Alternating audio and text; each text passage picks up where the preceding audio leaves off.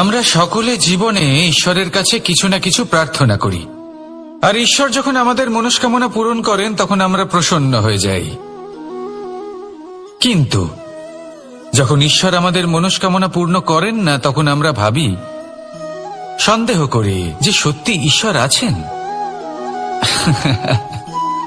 আপনাকে একটা কথা বলি, আপনি যদি ঈশ্বরের সম্মুখে নিজের ইচ্ছে বা মনস্কামনা রাখেন আর ঈশ্বর তা পূরণ করেন, তার অর্থ হলো ঈশ্বর এটা জানেন যে আপনার তার প্রয়োজন রয়েছে।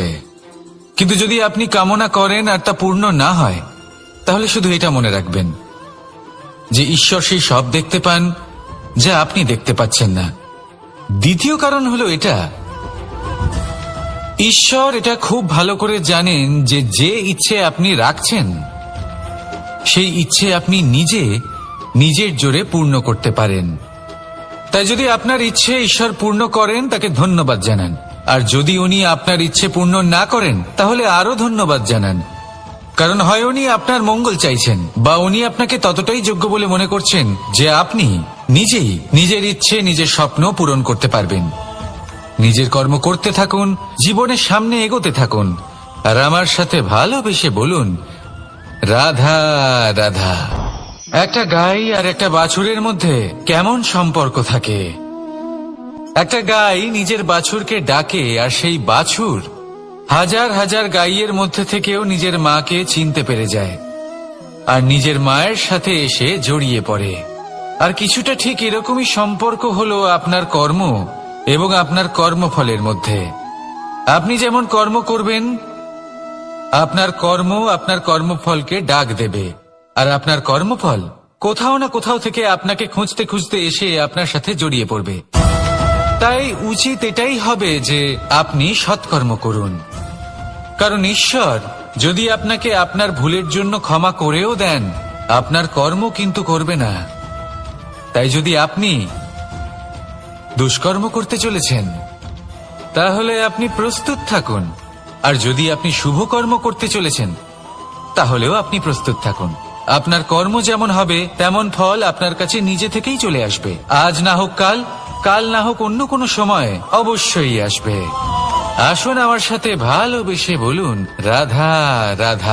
কোনো বাড়িতে, কোনো পরিবারে যখন কারোর জন্ম হয়, তখন তা কত সুখের মুহূর্ত হয়।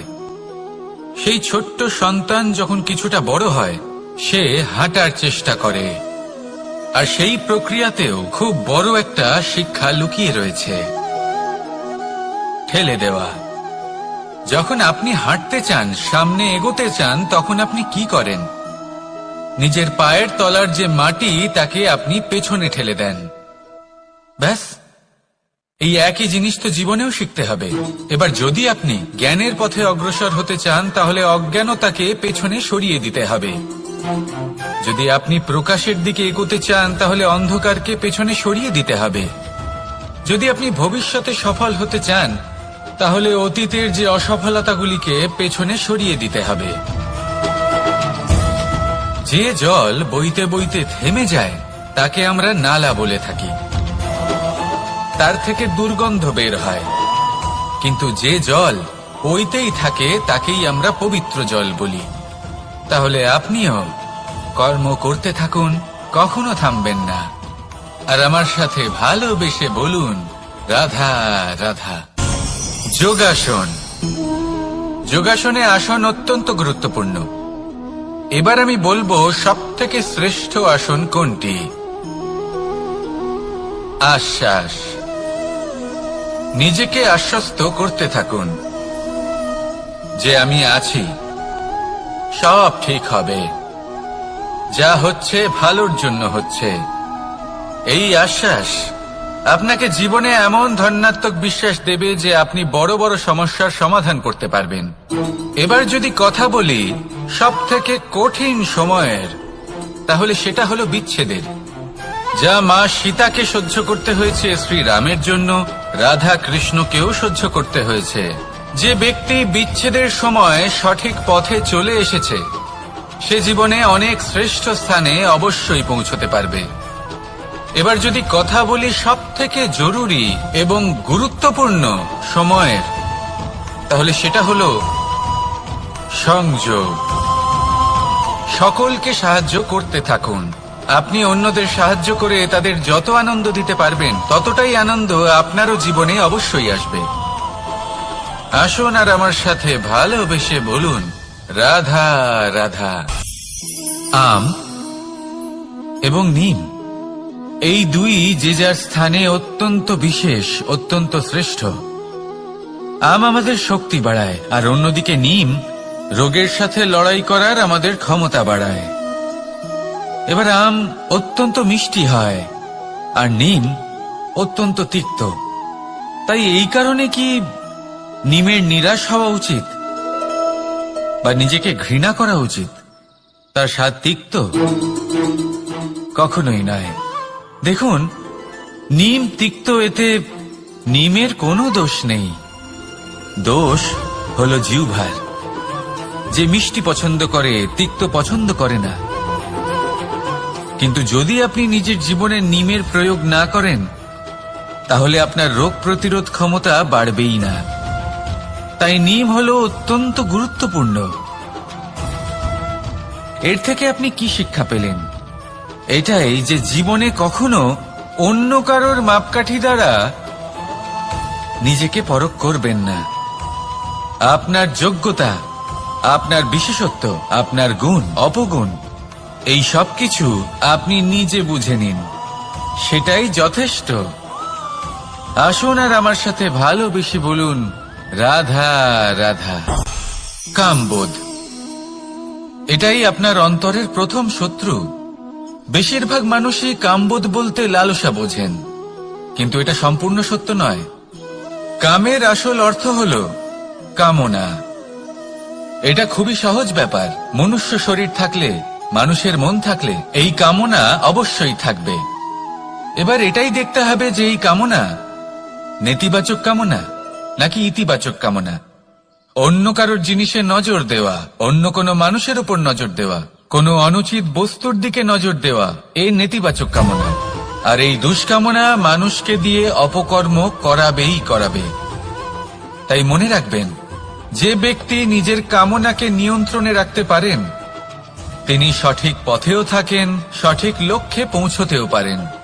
যিনি কামনা নিয়ন্ত্রণে রাখতে পারেন না, তিনি তার পথও হারিয়ে ফেলেন এবং লক্ষ্যচ্যুতও হন।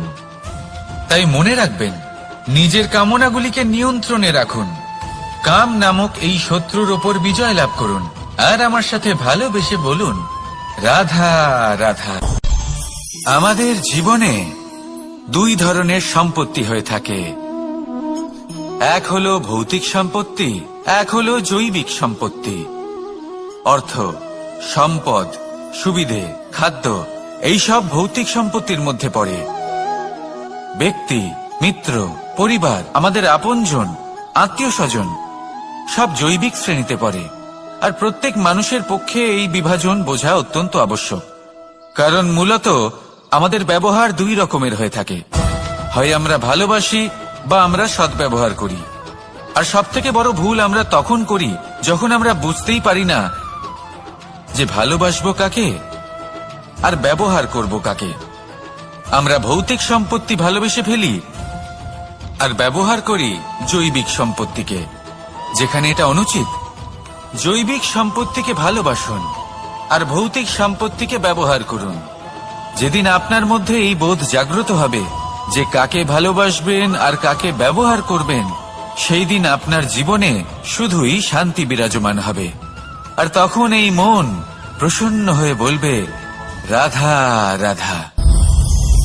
কাল, আজ এবং কাল, আমাদের সমগ্র জীবন এই তিনটির আশেপাশেই ঘুরতে থাকে। আমরা সবসময় বিগত সময়ের বিষয়ে ভাবতে থাকি। অতীতে যদি আমাদের দ্বারা কোনো ভুল হয়, সেই বিষয়ে ভেবে ভেবে আমরা সবসময় অনুতাপ করতে থাকি। এটা উচিত নয়। দেখুন, অতীতের থেকে শিক্ষা লাভ করা অত্যন্ত আবশ্যক, কিন্তু সেই ভুল যাতে আবার না হয় সেই কাজটা কিন্তু আপনাকে বর্তমানেই করতে হবে, তাই না? দ্বিতীয় কথা, আমরা সবসময় ভাবি আগামী দিনের বিষয়ে, ভবিষ্যতের বিষয়ে। আমরা ভাবি যে কাল করে নেব, আজ এই কাজ করতে পারছি না, কোনো ব্যাপার নয়, কাল করে নেব। আজ কাজটা শুরু করতেই পারলাম না, কোনো ব্যাপার নয়, কাল করে নেব। আজকের দিনটাই ভালো ছিল না, কোনো ব্যাপার নয়, সেটা কাল করে নেব। ব্যাপারটা বুঝুন, আপনি নিজের সময় নষ্ট করছেন। দেখুন, এই যে কাল, তা কখনোই আপনার হাতে আসবে না। তাই যে কাজ করতে চান সেটা আজকেই করুন, অন্তত শুরুটা করুন। কারণ এই আগামী সময় তা সবসময় আপনার থেকে এক কদম আগে থাকবে, একদিন এগিয়ে থাকবে। জানেন কেন? কারণ এই কাল আপনার জন্য অপেক্ষা করবে না, সেই জন্য আপনিও এর জন্য অপেক্ষা করবেন না। যা করার তা আজকেই শুরু করুন। কারণ যে বর্তমানে নিজের ভিত স্থাপন করেন না, ভবিষ্যৎকালে তার সুন্দর শক্তিশালী ভবন কখনো নির্মাণই হয় না। আসুন আর আমার সাথে ভালোবেসে বলুন, রাধা রাধা। সাফল্য খুব সহজ এক শব্দ। এটা হলো সেই সব শব্দের মধ্যে অন্যতম যা মানুষ একটু বুঝলেই ভাবেন সব বুঝে ফেলেছি। আর যেই উনি বুঝতে পারেন সাফল্য কি, আজীবন সেই সাফল্যের পেছনেই ছুটতে থাকেন। এই সাফল্য হলো একটা খেলার মতো, যাতে মানুষ নিজের সমস্ত জীবন বাজি লাগিয়ে দেন। আর প্রত্যেক খেলার মতোই এরও কিছু নিয়ম রয়েছে। আর প্রাথমিক নিয়ম হলো, এই সাফল্য লাভ করার জন্য সাফল্য লাভ করার স্বপ্ন আপনাকে অবশ্যই দেখতে হবে আগে। হ্যাঁ, কিন্তু শুধুমাত্র স্বপ্ন দেখলেই কিছুই হবে না। স্বপ্ন দেখুন, তারপরে আপনার নিজের নিদ্রাকে ভঙ্গ করতে হবে, দিনরাত পরিশ্রম করতে হবে, দিনরাত চেষ্টা করতে হবে। তবেই এই সাফল্য আপনার কাছে আসবে আর আপনার পদানত হবে। তাহলে স্বপ্ন দেখুন আর পরিশ্রম করে তাকে সার্থক করুন। যদি এটা করেন তবেই সাফল্য সহজেই আপনার কাছে আসবে। আর তখন মন প্রসন্ন হয়ে বলবে, রাধা রাধা। সমস্যা, প্রত্যেকের জীবনেই সমস্যা আসা যাওয়া করে। আর প্রত্যেক মানুষ সমস্যা আসার পর তার সমাধান খুঁজতে উঠে পড়ে লাগেন। কিন্তু যখনই সমস্যার সমাধান হয়ে যায়, আমরা সুপ্রসন্ন হয়ে যাই এবং অসাবধানও হয়ে যাই। আমাদের মনে হয় যে আমরা সম্পূর্ণরূপে সমস্যার অন্ত করেছি, কিন্তু কোথাও না কোথাও একটা ছোট্ট বীজ রয়েই যায়। আর সেই বীজ আমাদের অসাবধানতার ছত্রছায়ায় বড় হতে থাকে, আর তারপর মহা সংকট হয়ে আবার আমাদের উপর আক্রমণ করে। এই সংকট যে কোনো রূপে আসতে পারে, কোনো শত্রুর রূপেও আসতে পারে, বা কোনো মহামারীর রূপেও আসতে পারে। সেই জন্য সব সময় সাবধান থাকাই উচিত। কারণ অসাবধান হলে কি হয়, আমাদের সুরক্ষা চক্রে একটা ছেদ উৎপন্ন হয়, আর আমাদের শেষ করতে পারে এমন এক বাণ সেই ছেদ বিন্দু হয়ে আমাদের হৃদয়ে প্রবেশ করতে পারে। তাই যে কোনো সমস্যার সমাধান করুন, জয়ী হন, উৎসবও পালন করুন, কিন্তু সাবধানে থাকবেন। আসুন আর আমার সাথে ভালোবেসে বলুন, রাধা রাধা। এই সংসারের অন্তের এর বিনাশের প্রারম্ভ কিভাবে হয়? কোন যোগের মাধ্যমে, কোন ভয়ানক অসুরের আগমনে, নাকি প্রকৃতির রাগের কারণে? না, এই সংসারের বিনাশের প্রারম্ভ হয় আমি থেকে। এই আমি, এই তুমি, এটা আমি করেছি, ওটা তুমি করেছো, এটা আমার, ওটা তোমার, আদি ইত্যাদি। এই ভাব যখন মনে বাসা বেঁধে নেয়, সর্বপ্রথম ঘর ভাগ হয়, তারপর বসতি, তারপর প্রাণ, আর তারপর দেশ, আর সবার শেষে সমস্ত সংসার ভাগ হয়ে যায়। আর এই ভাগ হয়ে যাওয়া শেষে মনোমালিন্যে পরিণত হয়। এখন এমত অবস্থায় কি করা যেতে পারে? কিভাবে বাঁচা যায় এই পরিস্থিতির থেকে? কিভাবে দূরে থাকা যায় এই বিনাশের থেকে? উত্তর সেই একটাই, করুণা। একে অপরের দরকারগুলি বুঝুন, একে অপরের সমস্যাগুলি বুঝুন, একে অপরের দুঃখের সাথী হয়ে দাঁড়ান, একে অপরের সুখের ভাগীদার হন।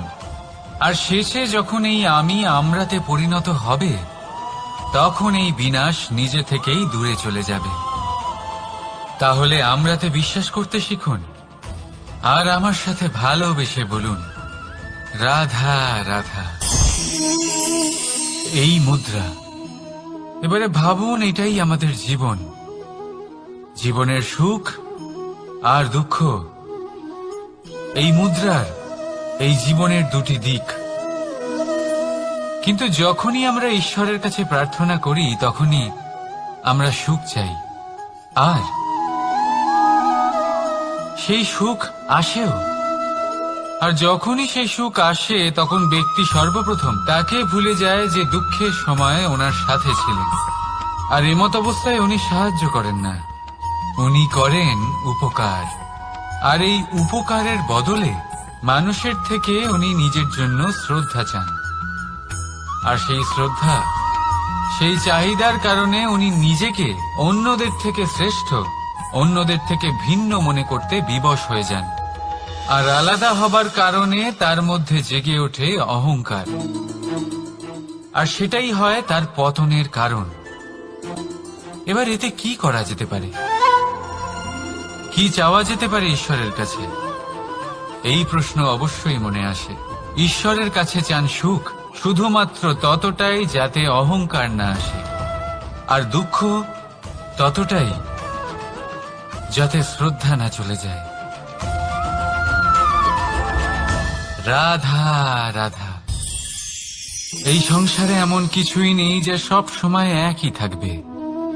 যা কিছু নির্মাণ হয়েছে তা একদিন অবশ্যই ভেঙে পড়বে, কিন্তু এই ভেঙে যাওয়ার বিশ্লেষণ আপনি কিভাবে করবেন তা আপনার উপরে নির্ভর করছে।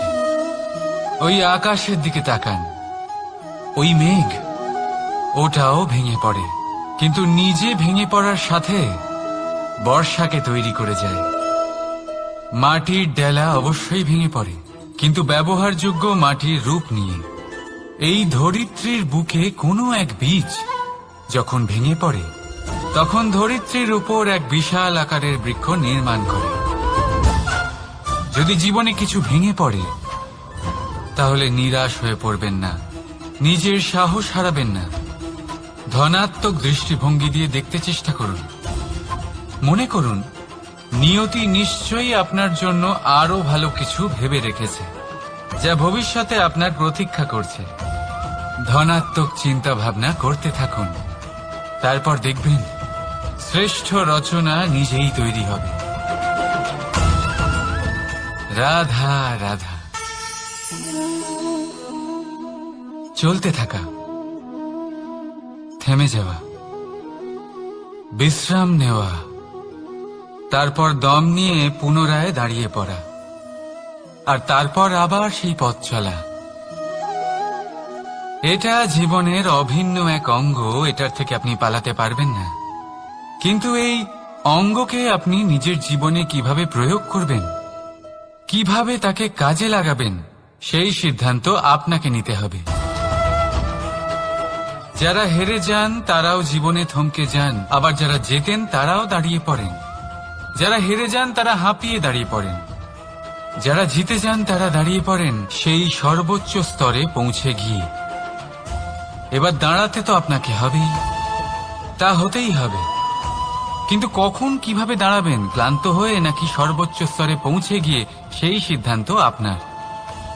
অবশ্যই দাঁড়িয়ে পড়ুন, কিন্তু ক্লান্ত হয়ে নয়, কারণ আপনাকে পুনরায় দাঁড়িয়ে পড়তে হবে, পুনরায় যাত্রাপথে এগোতে হবে এবং সর্বোচ্চ স্তরে পৌঁছতেই হবে।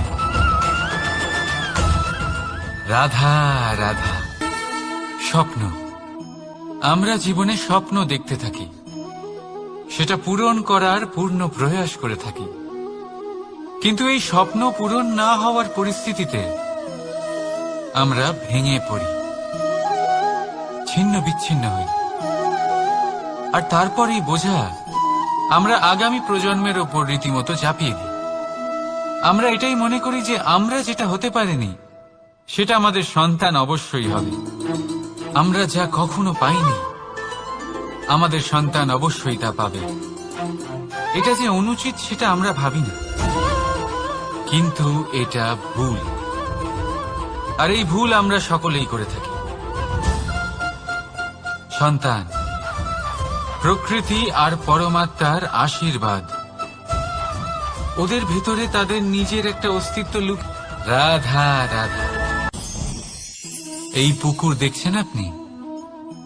পুকুরের জল কখনো প্রবাহিত হয় না, একই স্থানে জমে থাকে, আর সেই কারণে কিছুদিন পর ময়লা হতে শুরু করে।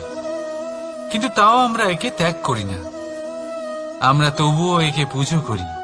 শুধুমাত্র এই কারণে নয় যে অতীতে সে আমাদের তৃষ্ণা মিটিয়েছে, কিন্তু এই কারণেও যে যদিও বা সে ভবিষ্যতে আমাদের তৃষ্ণা না মেটায়, কিন্তু প্রয়োজন হলে আগুন অবশ্যই নেভাতে পারে।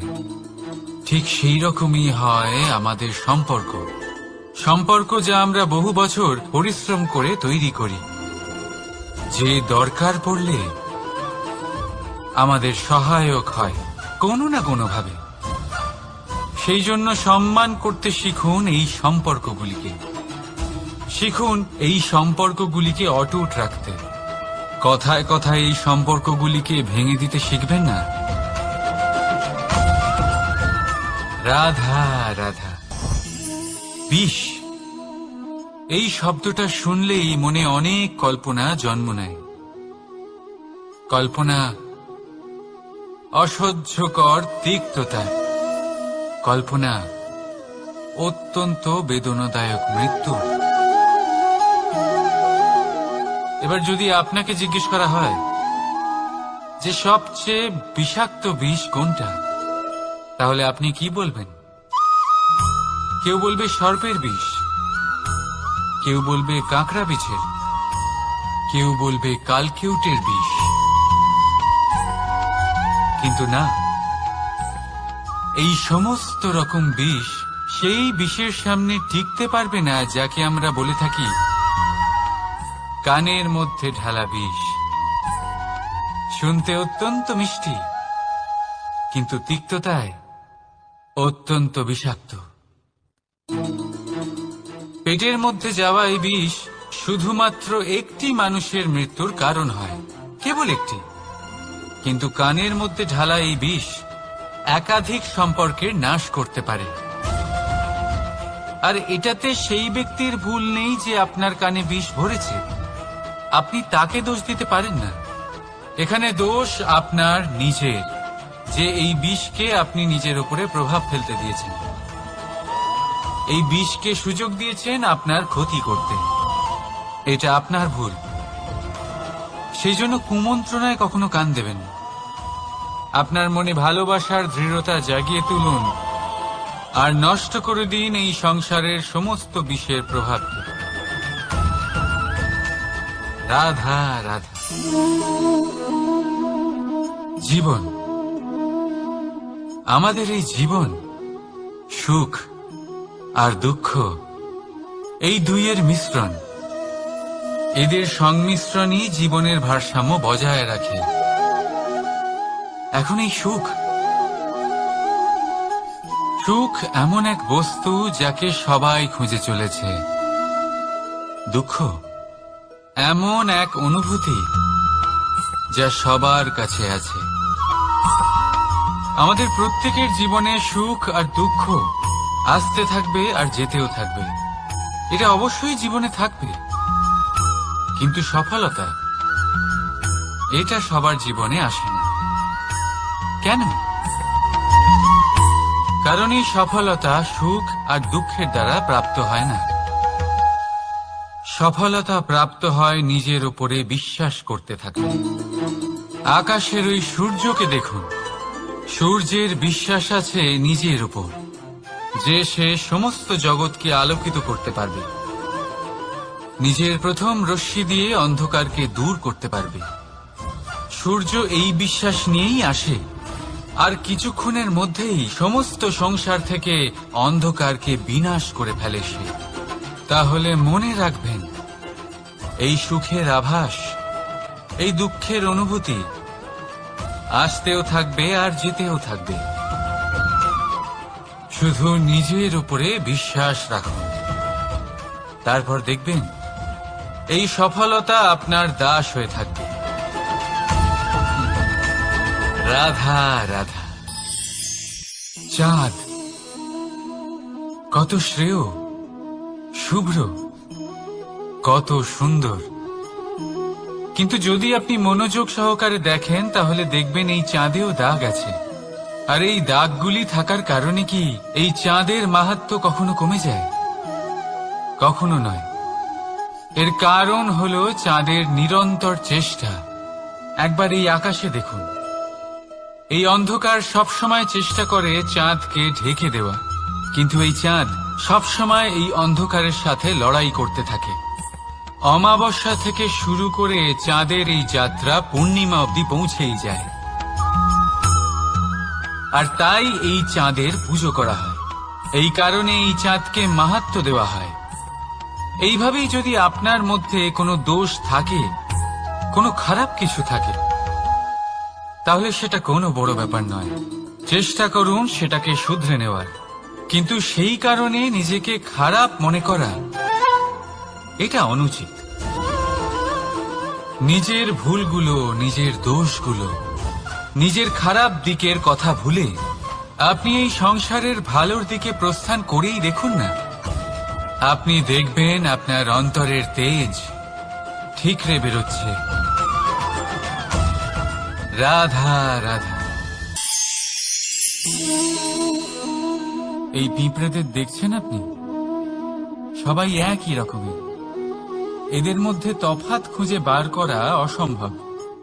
মনে হয় যেন ওদের আলাদা আলাদা অস্তিত্বই নেই। কিন্তু যদি আপনি মন দিয়ে দেখেন তাহলে দেখবেন প্রতিটা পিঁপড়ের আলাদা কাজ নির্ধারিত, তাদের আলাদা অস্তিত্ব আছে। কেউ বাড়ি বানানোর জন্য মাটি সংগ্রহ করতে পটু, কেউ ঢিপি বানাতে পটু, কেউ খাবার খোঁজায় পটু, আবার কেউ সেই খাবার আনায় পটু। ঠিক সেরকমই হয় মানুষেরা। মনে হতেই পারে সবাই একই রকম, কিন্তু প্রতিটা মানুষের ব্যক্তিত্ব, প্রতিটা মানুষের অস্তিত্ব ভিন্ন হয়। আর সত্যি কথা বলতে কি, প্রতিটা মানুষের ভিন্নতাই আমাদের প্রগতির দিকে নিয়ে যায়। ভাবুন, যদি আপনাকে কারোর সাথে হাত মিলিয়ে চলতে হয়, তাহলে আপনাকে আপনার সোজা হাত তার উল্টো হাতে ধরে এগোতে হবে। এটাই সৃষ্টিকর্তার সৃষ্টির নিয়ম। ভিন্নতা, এই ভিন্নতাকে আশীর্বাদ ভেবে চলুন, এতে কোনো খারাপ নেই। রাধা রাধা। দাদা আমাকে বহুবার জিজ্ঞেস করেন যে কানাই, তুমি রাধার সাথে এই সংসারকে প্রেম শেখাতে এসেছো, তাহলে কেন তুমি রাধাকে এত বিরক্ত করো? কেন ও তোমাকে বিরক্ত করে? কেন এই ঝগড়াঝাটি হয়? কেন এই টানাপোড়েন চলে? এবার এটার উত্তর আমি কিছুটা এইভাবে দিতে চাই। পিঁপড়ে সেই বাড়িতেই প্রবেশ করে যেখানে মধু উপস্থিত আছে। যদি আপনার বাড়িতে মধু থাকে, কোনো মিষ্টি জিনিস থাকে, মিষ্টত্ব থাকে, তাহলে পিঁপড়ে সেখানে অবশ্যই প্রবেশ করবে। ঠিক এইরকমই হয় আমাদের সম্পর্ক। এর মধ্যে ছোটখাটো ঝগড়াঝাটি, টানাপোড়েন, রাগ করা, মন ভাঙানো, এই সব তো চলতেই থাকে। বিশেষ করে সেই সম্পর্কগুলিতে যেখানে মিষ্টত্ব আছে। মনে রাখবেন, যেই সম্পর্কে কোনো খুনসুটি নেই, রাগ করা, মান ভাঙানো নেই, কোনো ছোটখাটো ঝগড়াঝাটি নেই, সেই সম্পর্ক শুধুমাত্র মস্তিষ্ক দিয়ে পালন করা হচ্ছে, মন থেকে নয়। তাই মন থেকে ভালোবাসতে শিখুন। আর এই ছোটখাটো ঝগড়াঝাটির, এই অম্ল মধুর খুনসুটির আনন্দ উপভোগ করুন, কারণ এতেও ভালোবাসা আছে। রাধা রাধা। এই পুস্তক বড়ই কাজের জিনিস। কাহিনী হোক, কবিতা হোক, স্মৃতি হোক, এতে যাই লিখে দেবেন তা ভবিষ্যতের পুঁজি হয়ে যাবে। কিন্তু যদি কখনো এমন হয় যে এই পুস্তক ময়লা হয়ে যায়, বা যদি কোনো পাতায় আপনি ভুল করে কালি ফেলে দেন, বা কোনো বাক্য লিখতে গিয়ে আপনি ভুল করে ফেলেন, তাহলে আপনি কি করেন? সেই পুস্তক কি আপনি তুলে ফেলে দেন? না, তাই তো। শুধু একটা পাতা ছিঁড়ে ফেলেন যাতে সেই পুস্তক সঠিক থাকে, সুন্দর হয়ে ওঠে। এই পুস্তকের মতোই হয় আমাদের সম্পর্ক। তার সেই এক পাতা একটা ভুল। তাই যে কোনো সম্পর্কে যদি কারোর কোনো ভুল হয়ে গিয়ে থাকে, তাহলে সেই ভুলকে সম্পর্ক থেকে দূরে করা সঠিক হবে। সেই ভুলকে ভুলে যাওয়াই সঠিক হবে। সেই সম্পর্ক ভাঙা নয়, সেই সম্পর্ক সামলে রাখুন। কারণ ভুল তো সবার দ্বারা হয়। যদি এরকম করেন, তবেই জীবনরূপী পুস্তক আরো সুন্দর হয়ে উঠবে। একে অপরকে ক্ষমা করতে শিখুন, একে অপরের ভুলকে ভুলে যেতে শিখুন।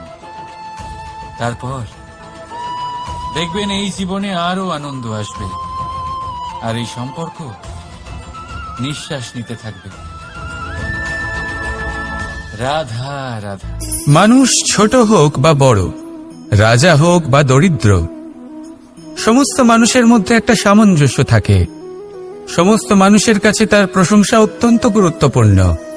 সে খুবই প্রসন্ন হয় যদি আপনি তার প্রশংসা করেন, কিন্তু আপনি যদি তাকে এটা বলেন যে এটা তোমার ভুল ছিল, তোমার কিছু খামতি ছিল, তখন সেটা সে মানতে রাজিই থাকে না।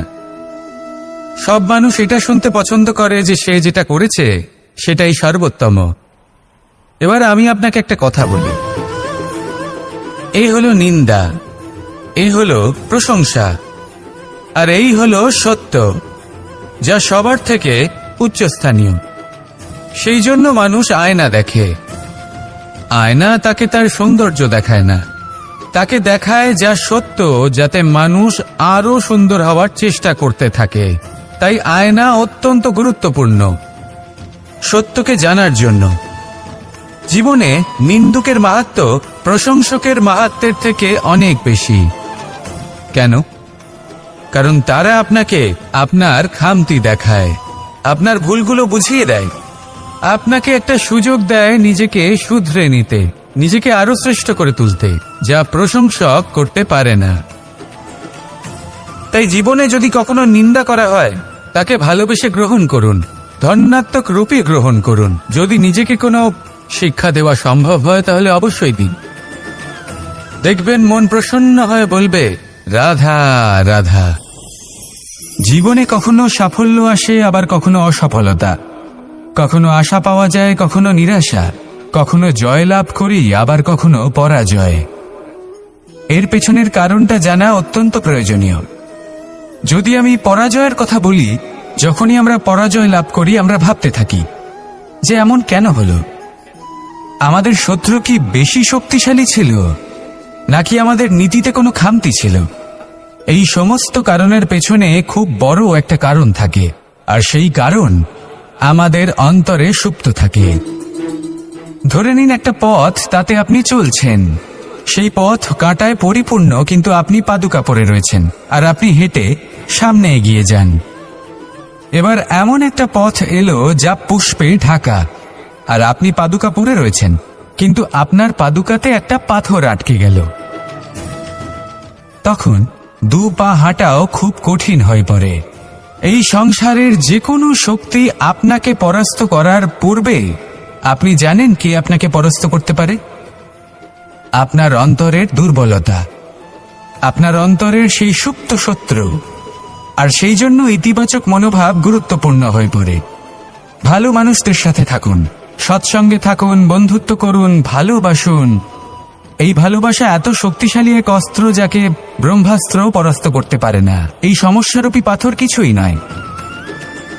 আসুন আমার সাথে ভালোবেসে বলুন, রাধা রাধা। মানুষের দুটো রূপ রয়েছে, এক আমাদের এই মুখ, যা শুধুই চোখে দেখা যায়, আর দ্বিতীয় আমাদের এই মন, যা শুধুমাত্র অন্তরাত্মা দ্বারা দেখা যায়। এবার আমাদের এই মুখ, তা ঈশ্বর সকলকেই আগে থেকেই প্রদান করেছেন, কিন্তু এই মন,